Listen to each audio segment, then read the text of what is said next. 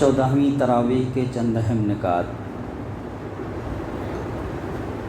آج 17ویں پارے کی تلاوت کی گئی، لیکن کل کا بھی بقیہ خلاصہ جو 16ویں پارے کے اخیر کا تھوڑا رہ گیا تھا، وہ پہلے میں آپ حضرات کے سامنے پیش کرتا ہوں، پھر 17ویں پارے کا خلاصہ آئے گا انشاءاللہ۔ فرمایا، جو میرے ذکر یعنی درس نصیحت یعنی قرآن سے منہ موڑے گا، اس کے لیے دنیا میں زندگی تنگ ہوگی، یہاں چین نصیب نہ ہوگا، کروڑ پتی بھی ہوگا تو بے چین ہوگا، اور قیامت کے روز ہم اسے اندھا کر کے اٹھائیں گے۔ وہ کہے گا، پروردگار، دنیا میں تو میں آنکھوں والا تھا، یہاں مجھے اندھا کیوں اٹھایا؟ اللہ تعالیٰ فرمائے گا، جب ہماری آیات تیرے پاس آئی تھی تو نے ہماری آیات کو بھلا دیا تھا، اسی طرح آج تو بھلایا جا رہا ہے، اور اسی طرح ہم حد سے گزرنے والے اور اپنے رب کی آیات نہ ماننے والے کو دنیا میں بدلہ دیتے ہیں، اور آخرت کا عذاب زیادہ سخت اور دیرپا ہے۔ بہت ہی ایک وارننگ کے انداز میں اللہ تبارک تعالیٰ نے یہاں پر یہ بات کہی ہے، وَمَنْ أَعْرَضَ عَنْ ذِكْرِي فَإِنَّ لَهُ مَعِيشَةً ضَنْكًا وَنَحْشُرُهُمْ يَوْمَ الْقِيَامَةِ أَعْمَى قَالَ رَبِّ لِمَ حَشَرْتَنِي أَعْمَى وَقَدْ كُنْتُ بَصِيرًا، کہ جو میرے ذکر سے اعراض کرے گا، منہ موڑے گا، تو سب سے پہلی بات تو یہ کہی کہ میں اس کی روزی تنگ کر دوں گا، اس کی معیشت کو تنگ کر دوں گا۔ ذکر سے مراد قرآن بھی ہے، نماز بھی ہے۔ اسی پارے کے سورہ طٰہٰ کے شروع میں اللہ تبارک تعالیٰ نے نماز کے لیے کہا، اقم الصلاۃ لذکری، قرآن کے لیے کہا، انا نحن نزلنا الذکر۔ آگے کی جو آیتیں آ رہی ہیں وہ بالکل نماز سے رزق کو جوڑ کر آگے آیتیں آ رہی ہیں، تو اگر ہم یہاں پر نماز مراد لیتے ہیں تو گویا اگر ہم نماز سے اپنے آپ کو دور کرتے ہیں تو اللہ تبارک تعالیٰ ہمارے رزق میں تنگی پیدا کر دیں گے، ہماری معیشت کو تنگ کر دیں گے۔ ہم اسی کی تگ و دو میں، بھاگ دوڑ میں، کاروبار کے چکر میں، دکان کے چکر میں ادھر ادھر پھنس کر ہم نمازوں کو ضائع کرتے ہیں، اور اللہ تبارک تعالیٰ نے رزق کو نماز سے جوڑ دیا ہے۔ آگے جو آیت آ رہی ہے اس میں یہ بات واضح طور پر کہی گئی کہ وَأْمُرْ أَهْلَكَ بِالصَّلَاةِ وَاصْطَبِرْ عَلَيْهَا لَا نَسْأَلُكَ رِزْقًا۔ تو ہم جس کے چکر میں پھنس کر نماز کو چھوڑتے ہیں، اللہ تبارک تعالیٰ کہتے ہیں کہ تم نماز کو ادا کرو، ہم تمہاری روزی بڑھا دیں گے۔ تو یہ کام تو ہم کرتے نہیں ہیں، اور روزی کے چکر میں ہم خود پڑے ہوئے ہیں، محنت مشقت کرتے ہیں، جس کا وعدہ خود اللہ ہم سے لے رہا ہے کہ روزی ہم آپ سے نہیں کموانا چاہتے، روزی تو ہم آپ کو خود دیں گے۔ تو جو ذمہ اللہ نے لیا ہے وہ ہم اپنے ذمے اوڑھ لے رہے ہیں، اور جو کام اللہ نے ہمارے سپرد کیا ہے ہم اس کو چھوڑ دے رہے ہیں۔ اس لیے صبح سے شام تک کام کر کر کے تھک کے نڈھال ہو جاتے ہیں، لیکن اپنی ضرورتیں پوری نہیں کر پاتے۔ اس لیے کام کو تھوڑا آگے پیچھے کر کے پہلے نماز کی پابندی کی جائے، نماز کی پابندی کی جائے۔ آگے بھی آیتیں آ رہی ہیں نماز کے تعلق سے۔ اے نبی صلی اللہ علیہ وآلہ وسلم، جو باتیں یہ لوگ بناتے ہیں ان پر صبر کرو، اپنے رب کی حمد و ثنا کے ساتھ اس کی تسبیح کرو، سورج نکلنے سے پہلے یعنی فجر، اور ڈوبنے سے پہلے یعنی عصر، اور رات کے اوقات میں تسبیح کرو یعنی عشاء، اور ان کے کناروں پر بھی یعنی ظہر و مغرب، شاید کہ تم راضی ہو جاؤ جو تمہیں آئندہ ملنے والا ہے، اور نگاہ اٹھا کر بھی نہ دیکھو دنیاوی زندگی کی اس شان و شوکت کی طرف جو ہم نے ان مختلف قسم کے لوگوں کو دے رکھی ہیں، وہ تو ہم نے انہیں آزمانے کے لیے دی ہے، اور تیرے رب کا دیا ہوا رزق حلال ہی بہتر اور پائندہ تر ہے۔ اللہ تبارک تعالیٰ نے فرمایا، وَلَا تَمُدَّنَّ عَيْنَيْكَ إِلَىٰ مَا مَتَّعْنَا بِهِ أَزْوَاجًا مِّنْهُمْ زَهْرَةَ الْحَيَاةِ الدُّنْيَا لِنَفْتِنَهُمْ فِيهِ، کہ یہ جو تھوڑا روپیہ پیسہ جن کو مل گیا ہے تو ان کی ظاہری چمک دمک کو دیکھ کر آپ جو ہے بالکل متاثر نہ ہوں۔ تو کیا حضور نبی کریم صلی اللہ علیہ وسلم لوگوں کے روپے پیسے کو دیکھ کر متاثر ہو جاتے تھے؟ اصل یہ آپ کو مخاطب کر کے ہم کو کہا گیا ہے نا۔ اللہ کے رسول صلی اللہ علیہ وآلہ وسلم تو کبھی روپے پیسے سے متاثر ہوئے ہی نہیں، بلکہ ادھر آیا اور ادھر لوگوں میں تقسیم کر دیا، ادھر آیا ادھر لوگوں میں تقسیم کر دیا۔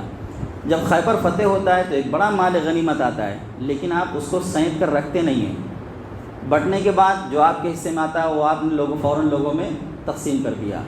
تو یہ بات اصل آپ سے نہیں کہی جا رہی ہے، بلکہ آپ کو مخاطب بنا کے ہم جیسے لوگوں سے کہی جا رہی ہے کہ یہ جو ظاہری چمک دمک جو تھوڑا بہت لوگوں کو روپیہ پیسہ ملا ہوا ہے، اس کو دیکھ کر متاثر ہونے کی ضرورت نہیں ہے، بلکہ مومن کو جو تھوڑا بہت رزق حلال ملا ہوا ہے اس پر ہی اس کو مطمئن رہنا چاہیے۔ وہ تو ہم نے انہیں آزمانے کے لیے دی ہے، اور تیرے رب کا دیا ہوا رزق حلال ہی بہتر اور پائندہ تر ہے کہ اہل ایمان فساق و فجار کی طرح جائز و ناجائز پیسے جمع کر کے دنیاوی چمک دمک سے مرغوب نہیں ہوتے، بلکہ وہ تو جو پاک کمائی اپنی محنت سے کماتے ہیں، خواہ وہ کتنی ہی تھوڑی کیوں نہ ہو، وہی ان کے لیے بہتر ہے جو دنیا سے آخرت تک برقرار رہے گی۔ فرمایا اپنے اہل و عیال کو نماز کی تلقین کرو اور خود بھی اس کے پابند رہو، ہم تم سے کوئی رزق نہیں چاہتے۔ کیا حضور نبی کریم صلی اللہ علیہ وسلم یا آپ کے اہل و عیال نماز کی پابندی نہیں کرتے تھے؟ تو یہ آپ کو مخاطب بنا کے اصل خطاب کس سے ہے؟ ہم سے اور آپ سے ہے کہ نماز کا اہتمام کریں، خود بھی اور اپنے اہل و عیال کو بھی نماز کی تاکید کرتے رہیں۔ اسماعیل علیہ السلام کی تعریف سورہ مریم میں انہی الفاظ میں کی گئی ہے کہ اللہ تبارک تعالیٰ نے ان کے بارے میں کہا کہ وہ خود بھی نماز کا اہتمام کرتے تھے اور ایک نیک اور صالح انسان تھے، اور اپنے گھر والوں کو بھی نماز کی تاکید کیا کرتے تھے۔ اور خود بھی اس کے پابند رہو، ہم تم سے کوئی رزق نہیں چاہتے، رزق تو ہم خود دیتے ہیں، اور بہترین انجام تقوی اختیار کرنے والوں کا ہے۔ یہ نہ سمجھنا کہ نماز پڑھنے سے اللہ کی ذات کو کچھ ملتا ہے، نماز پڑھنے والا ہی اس سے فائدہ اٹھاتا ہے کہ تقوی کی صلاحیت پیدا ہوتی ہے، اور یہی پرہیزگاری اسے دنیا و آخرت کی مستقل کامیابی عطا کرتی ہے۔ سورہ انبیاء یہاں سے 17واں پارہ شروع ہوتا ہے۔ ان میں اس حقیقت کی پھر یاد دہانی کرائی گئی کہ محاسبہ کا وقت قریب آ گیا ہے، اور لوگوں کا حال یہ ہے کہ غفلت میں پڑے ہوئے ہیں، اور جو تازہ یاد دہانی اللہ کی طرف سے آتی ہے اس کا مذاق اڑاتے ہیں۔ کیا یہ سمجھتے نہیں کہ ہم نے کتنی ہی بستیوں کو ہلاک کر دیا ہے جن کے لوگ اپنی جانوں پر ظلم ڈھاتے تھے، بس جب انہوں نے ہمارے عذاب کی آہٹ پائی تو بھاگ کھڑے ہوئے، ہم نے کہا اب کہاں بھاگتے ہو، ہائے ہماری کمبختی، بے شک ہم ہی اپنی جانوں پر ظلم ڈھانے والے تھے۔ وہ یہی واویلا کرتے رہے یہاں تک کہ ہم نے ان کو خش و خاشاک اور راکھ بنا کر رکھ دیا۔ انسان جلد بازی کے خمیر سے پیدا ہوا ہے، اس لیے جلدی مچا رہا ہے۔ آخر عذاب کا وعدہ کب پورا ہوگا؟ کاش یہ کفر کرنے والے جان سکتے، اس وقت جب یہ دوزخ کے عذاب کو نہ اپنے چہروں سے دفع کر سکیں گے، نہ اپنی پیٹھوں سے، اور نہ کہیں سے مدد حاصل کر سکیں گے، بلکہ وہ گھڑی ان پر اچانک آ دھمکے گی اور ان کو مبہوت کر کے رکھ دے گی۔ ہم نے موسیٰ اور ہارون علیہ السلام کو حق و باطل کے درمیان فرق کرنے والی کسوٹی، روشنی اور یاد دہانی عطا فرمائی، ان کے لیے جو غیب میں رہتے ہوئے رب سے ڈرتے ہیں اور وہ قیامت سے لرزاں رہتے ہیں، اور یہ بھی ایک بابرکت یاد دہانی ہے جو ہم نے نازل فرمائی ہے، تو کیا تم اس کے منکر بنے رہے؟ حضرت ابراہیم علیہ السلام کا تذکرہ کرتے ہوئے یہ بتایا کہ ہم نے انہیں وہ ہدایت و معرفت عطا فرمائی جو ان کے شایان شان تھی، اور یوں ہی نہیں بخش دی تھی بلکہ نہایت کڑے امتحانوں سے گزار کر بخشی تھی، جن کے ذریعے انہوں نے اپنے آپ کو اس کا حقدار ثابت کیا تھا۔ اس طرح بتانا یہ مقصود ہے کہ تم لوگ اپنے اندر ہمت تو حضرت ابراہیم علیہ السلام کی کسی سنت پر چلنے کی بھی نہیں رکھتے، لیکن ان کے ساتھ نسبت کے دعوے دار ہو، اور اس نسبت کے بل پر اپنے آپ کو دنیا اور آخرت دونوں میں بڑے سے بڑے مرتبے کا حقدار سمجھتے ہو۔ فرمایا کہ اللہ کے ہاں اس غلط بخشی کو کوئی گنجائش نہیں ہے، وہ جس کو بھی اپنی معرفت اور حکمت عطا کرتا ہے اس کا ظرف اور حوصلہ دیکھ کر عطا کرتا ہے۔ پھر ان کی جوانی کا حال بیان کیا کہ اگرچہ وہ ایک بت پرست قوم اور مشرک اور بت بنانے والے خاندان میں پیدا ہوئے تھے، لیکن اللہ تعالیٰ نے ان کو توحید کا وہ نور عطا فرمایا کہ جس کی روشنی سے دنیا آج تک منور ہے اور قیامت تک منور رہے گی۔ انہوں نے ہوش سنبھالتے ہی اپنے باپ اور اپنی قوم کے لوگوں کو دعوت دی کہ یہ مورتیاں کیا ہیں جن پر تم دھرنے دیے بیٹھے ہو؟ اس کم عمری میں اور ایسے ماحول میں وہی یہ نعرہ لگا سکتا ہے جسے اللہ کی خاص عنایت حاصل ہو۔ اس سوال کا انہیں بھی وہی جواب ملا جو ہمیشہ سے گمراہ لوگ دیتے آئے ہیں کہ ہمارے باپ دادا ان کی عبادت کرتے آئے ہیں۔ انہوں نے پوری بے خوفی سے کہا، تم اور تمہارے باپ دادا جو خود حضرت ابراہیم علیہ السلام کے باپ دادا تھے سب کھلی گمراہی میں رہے اور تم بھی ہو۔ کوئی گمراہی اس دلیل سے ہدایت نہیں بن جاتی کہ وہ باپ دادا سے ہوتی چلی آ رہی ہے۔ پھر انہوں نے موقع پا کر سب چھوٹے بتوں کو پاش پاش کر دیا اور بڑے کو رہنے دیا۔ جب حضرت ابراہیم علیہ السلام پر شبہ کر کے انہوں نے باز پرس کی تو آپ نے کہا، مجھ سے کیا پوچھتے ہو؟ ان بتوں سے پوچھو کس نے ان کا یہ حشر کیا ہے، بلکہ میں تو سمجھتا ہوں کہ اس بڑے بت نے کیا ہوگا۔ حضرت ابراہیم علیہ السلام نے اپنی حکمت سے پوری قوم کو ایسے مقام پر لا کھڑا کیا کہ انہوں نے خود اعتراف کیا کہ یہ بول نہیں سکتے۔ تو آپ نے کہا، پھر یہ کس مرض کی دوا ہیں؟ ایسے بے بس بتوں کو تم پوچھتے ہو، بجائے اپنی غلطی ماننے کے قوم نے کھسیا کر آپ کو آگ میں ڈال دیا۔ تعصب میں لوگوں کی عقلیں اسی طرح ماری جاتی ہیں، مگر اللہ نے اس آگ کو حضرت ابراہیم علیہ السلام کے لیے ٹھنڈک اور سلامتی بنا دیا۔ اللہ کے لیے یہ کچھ مشکل نہیں، وہی ہر چیز میں تاثیر پیدا کرتا ہے۔ اس پر بھی لوگوں کی آنکھیں نہ کھلیں تو حضرت ابراہیم علیہ السلام اس پر بھی ان کی آنکھیں نہ کھلیں تو حضرت ابراہیم علیہ السلام، ان کی بیوی اور بھتیجے حضرت لوط علیہ السلام ہجرت کر کے نکل کھڑے ہوئے اور اللہ نے ان دونوں کو الگ الگ ٹھکانے دیے۔ پھر صفاتی ترتیب کے ساتھ انبیاء کا ذکر کیا جو صبر اور شکر کے امتحانوں سے گزرے اور ان میں 100% کامیاب رہے۔ چنانچہ پہلے حضرت داؤد اور حضرت سلیمان علیہ السلام کا حوالہ دے کر بتایا کہ ان کی طرح ہی شکر گزار بننا چاہیے اور اقتدار پا کر بھی اللہ کے حکم کے مطابق معاملات چلانے چاہیے۔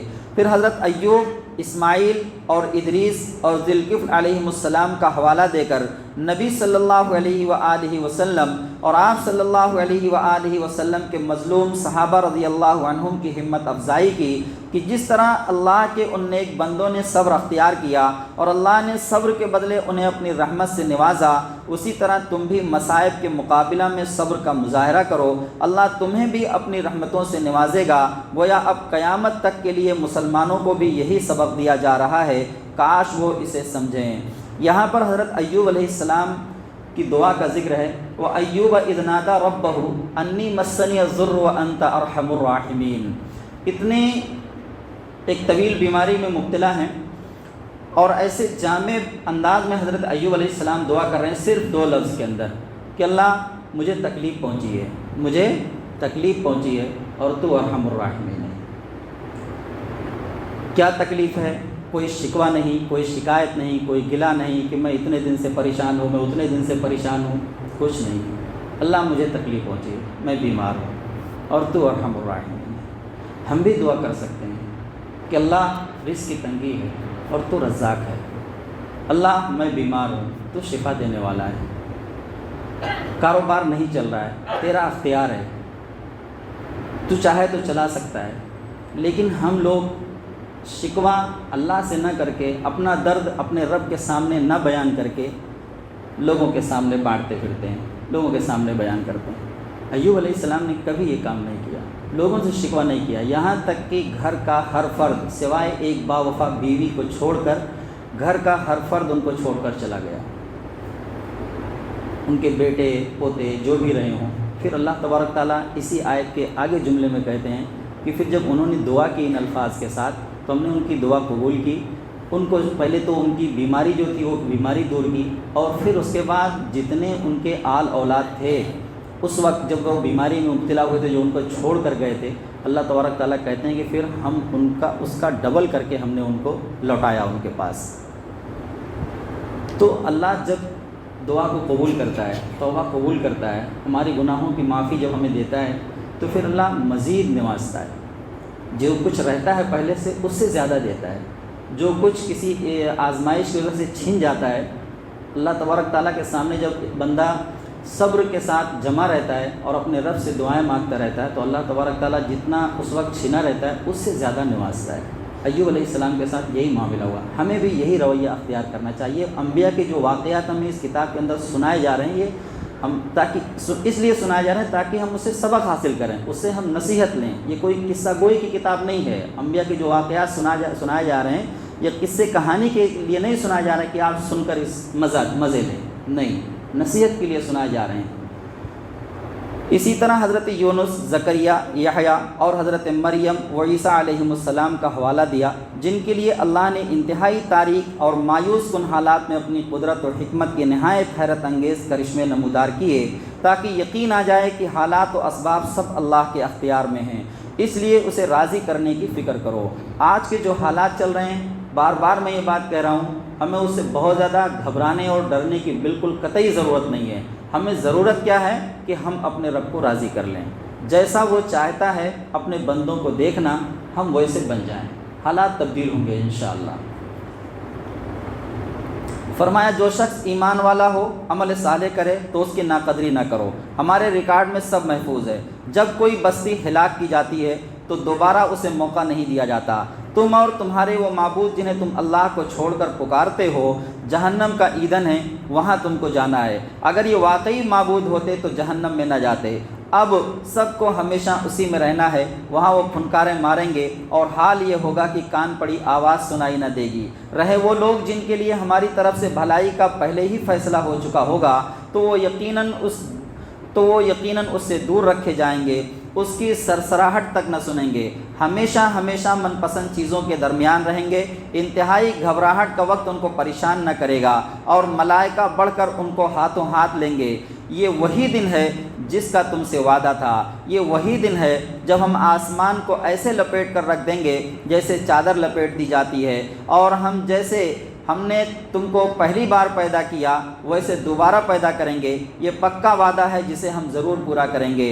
زبور میں نصیحت کے بعد ہم نے لکھ دیا کہ ہمارے نیک بندے زمین کے وارث ہوں گے۔ یہ عبادت گزار بندوں کے لیے بڑی خبر ہے، اور اے نبی صلی اللہ علیہ وآلہ وسلم، ہم نے آپ کو سارے عالم کے لیے رحمت بنا کر بھیجا ہے۔ سورہ کے خاتمہ پر نبی صلی اللہ علیہ وآلہ وسلم اور صحابہ رضی اللہ عنہم کو اطمینان دلایا کہ اپنے کام میں لگے رہو، جو اختلاف کرتے ہیں ان کا معاملہ ہم پر چھوڑ دو۔ اس کے بعد سورہ حج ہے، یہ مکی دور کی آخری سورہ ہے، جبکہ قریش کے ظلم و ستم سے تنگ آ کر مسلمانوں نے مدینہ ہجرت شروع کر دی تھی، اور نبی صلی اللہ علیہ وسلم کی ہجرت کا وقت بھی قریب آ گیا تھا۔ اس میں قریش کو خدا کے غضب سے ڈراتے ہوئے اور حضرت ابراہیم علیہ السلام کی دعوت اور بیت اللہ کی تعمیر کرنے کے مقصد کی روشنی میں واضح کیا گیا کہ اس گھر کے متولی ہونے کے اصل حقدار مشرکین نہیں، بلکہ وہ مسلمان ہیں جن کو یہاں سے نکالنے کے لیے ان پر ظلم ڈھائے جا رہے ہیں۔ اس طرح قریش کو خدا کا غدار اور غاصب قرار دیا گیا، اور مسلمانوں کو بشارت دی گئی کہ اللہ ان کی حفاظت فرمائے گا اور قریش کی جگہ ان کو اپنی امانت کا امین بنائے گا۔ یاد کرو وہ وقت جب ہم نے ابراہیم علیہ السلام کو اس گھر کی تعمیر کا حکم دیا تھا، اس ہدایت کے ساتھ کہ میرے ساتھ کسی کو شریک نہ کرنا، اور میرے گھر کو طواف کرنے والوں، قیام، رکوع و سجود کرنے والوں کے لیے پاک و صاف رکھنا۔ لوگوں میں حج کا اعلان کر دو کہ وہ تمہارے پاس دور دراز مقام سے پیدل نیز سوار ہو کر آئیں، تاکہ وہ فائدے دیکھیں جو ان کے لیے یہاں رکھے گئے ہیں، اور چند مقرر دنوں میں ان جانوروں پر اللہ کا نام لیں جو اس نے انہیں بخشا ہے، خود بھی کھائیں اور ضرورت مندوں کو بھی کھلائیں۔ مراد یہ کہ قربانی کے گوشت خود بھی کھا سکتے ہیں، اور محتاج فقیر کے علاوہ دوست، ہمسائے، رشتہ دار سب کو کھلانا جائز ہے۔ زمانے جاہلیت میں لوگ قربانی کا گوشت خود کھانا معیوب سمجھتے تھے۔ پھر اپنا میل کچیل دور کریں، حج میں قربانی کے بعد احرام کھول دیں، حجامت کرائیں، نہائے دھوئیں، اگر نظر مانی ہو تو نظر پوری کریں، اور خانہ کعبہ کا طواف کریں۔ یہ تھا تعمیر کعبہ کا مقصد۔ جو کوئی اللہ کی قائم کردہ حرمتوں کا احترام کرے تو یہ اللہ کے نزدیک اس کے لیے بہتر ہے۔ نیز تمہارے لیے مویشی جانور حلال کیے گئے، بحیرہ، صائبہ، وسیلہ، حام، یہ مختلف جانوروں کی مختلف حالتیں تھیں، انہیں چھوڑ دیا جاتا تھا۔ اہل عرب ان سے خدمت لینا، ذبح کرنا، فائدہ اٹھانا حرام سمجھتے تھے۔ اللہ نے تمام مویشی حلال کیے ہیں سوائے ان جانوروں کے جو پہلے بتائے جا چکے ہیں۔ پس بتوں کی گندگی سے بچو اور جھوٹی باتوں سے پرہیز کرو، یکسو ہو کر اللہ کے بندے بنو اور اس کے ساتھ کسی کو شریک نہ کرو۔ جو کوئی اللہ کے ساتھ شریک کرے تو گویا وہ آسمان سے گر گیا اور پرندوں نے اچک لیا ہو، یا ہوا نے ایسی جگہ لے جا کر پھینک دیا جہاں اس کے چتھڑے اڑ جائیں۔ ہم نے ہر امت کے لیے ذبح کا ایک طریقہ مقرر کیا ہے تاکہ لوگ ان جانوروں پر اللہ کا نام لیں جو اس نے انہیں بخشے ہیں۔ تمہارا خدا تو بس ایک ہی ہے، اسی کے فرما بردار بنو۔ اے نبی صلی اللہ علیہ وآلہ وسلم، عاجزانہ روش اختیار کرنے والوں کو خوشخبری دے دو جن کا حال یہ ہے کہ اللہ کے ذکر سے ان کے دل کانپ جاتے ہیں، مصیبتوں پر صبر کرتے ہیں، نماز قائم کرتے ہیں، جو روزی ہم نے انہیں دی ہے اس میں سے اللہ کی راہ میں خرچ کرتے ہیں۔ قربانی کے جانوروں کو ہم نے تمہارے لیے شاعر اللہ میں شامل کیا ہے، تمہارے لیے ان میں بھلائی ہے۔ قربانی کے جانور ذبح کرتے وقت اللہ کا نام لو، ان میں سے خود بھی کھاؤ اور ان کو بھی کھلاؤ جو قناعت کیے بیٹھے ہیں، اور ان کو بھی جو اپنی حاجت پیش کریں۔ ان جانوروں کو ہم نے تمہارے تابع کیا تاکہ تم شکر گزار بنو۔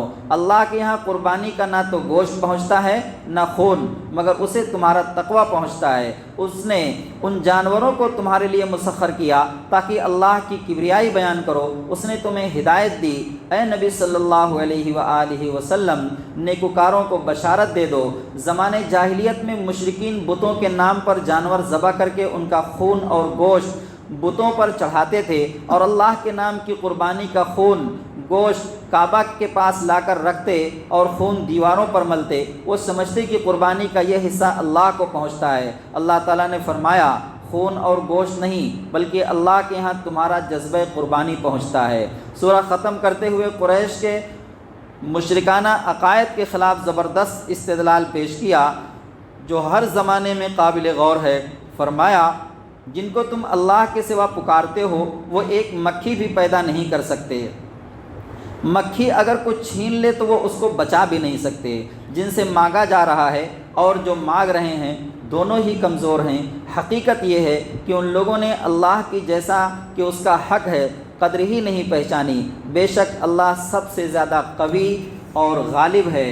اے ایمان لانے والو، رکوع اور سجدے اور اپنے رب کی بندگی کرتے رہو اور بھلائی کے کام کرتے رہو تاکہ فلاح پا سکو۔